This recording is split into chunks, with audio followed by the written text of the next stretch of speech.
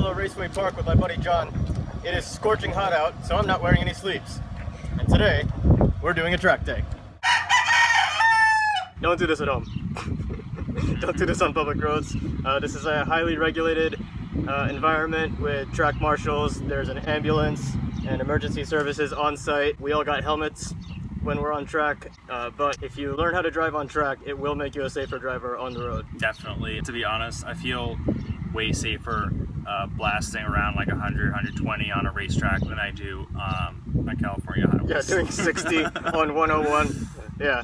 The story begins the day before, in the Bay Area. John's car wasn't quite ready yet, so I went to the store and got some brake fluid, and he put his car on jack stands. We're looking for a Subaru in the air. Subaru in the air, there he is. Because I think... Oh, thanks, dude. And I got you something else too. Oh, thanks. Appreciate it. Specialty jack stands. Just making sure it's secure. Very important when you're lifting and lowering your car. You can't be insecure about it.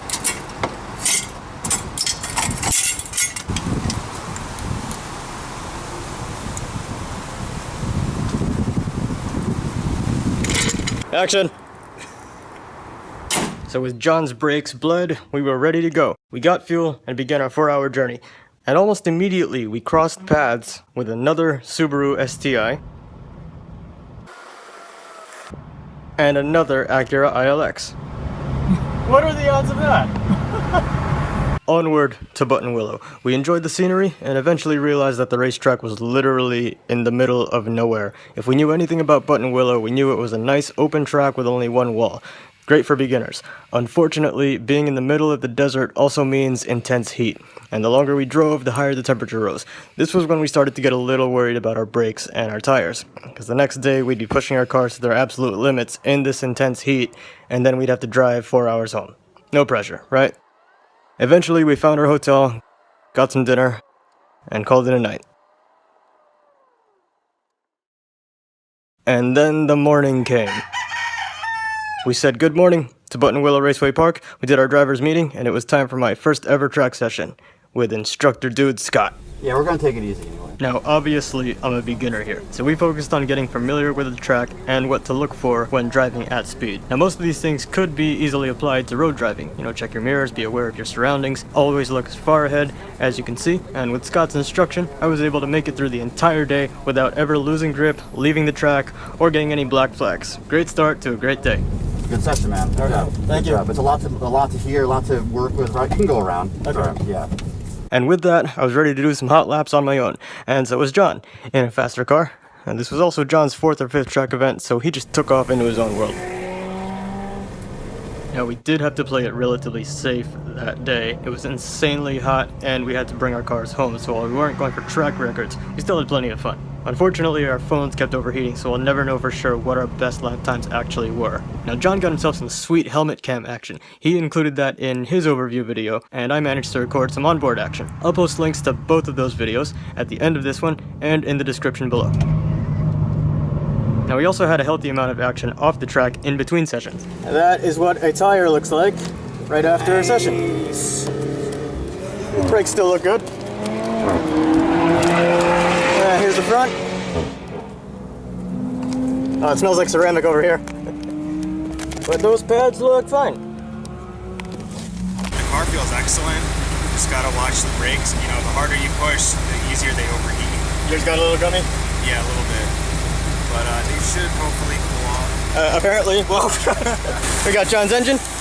It's dirty and super hot. So yeah, in my car, everything's perfect. I haven't lost any fluids as far as I can tell. Everything looks good, cool, it looks good. Nikki, what's wrong with the car? Nothing. Car's perfect. Everything under here is stock. That camera's gonna die. The first battery's already dead, and the last battery's just about on its way out. So, with both my Handycam batteries dead, I was left with an iPhone. And as my luck would have it, less than 2 minutes into my first lap of our last session, the iPhone did this. So what was my best lap time during my first track event? I'll never know for sure. So to recap for the day, We're not dead. yeah, we're still alive. Cars are all in one piece. I brought all these tools and ended up not needing them. We didn't eat any of this beef jerky. John's best lap was 2:18.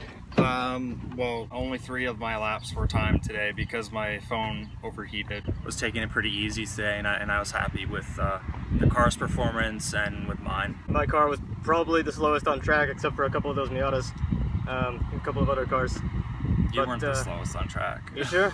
Yeah. John would know because he passed everybody. I passed a lot of people. Everybody passed me, and I would have no idea who didn't pass me. Yeah, John's car is considerably faster than mine. He's also got wider tires. I think your tires are wider by about 30 millimeters, yeah?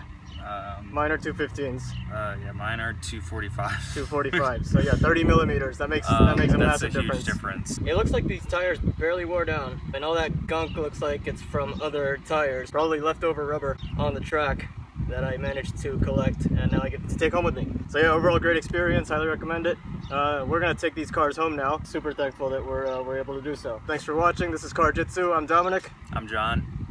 Drive safe, everybody. We'll see you on the road. So this is called the entrance. So this is the slope bar, but this is hot track. And there's no one there now, but later in the day, if you come in and you get out late, there might be cars here. So we're gonna stay left, as you are. There's your first flag or yellow flag. So there could be cars over there, so you would stay left, because then they go from there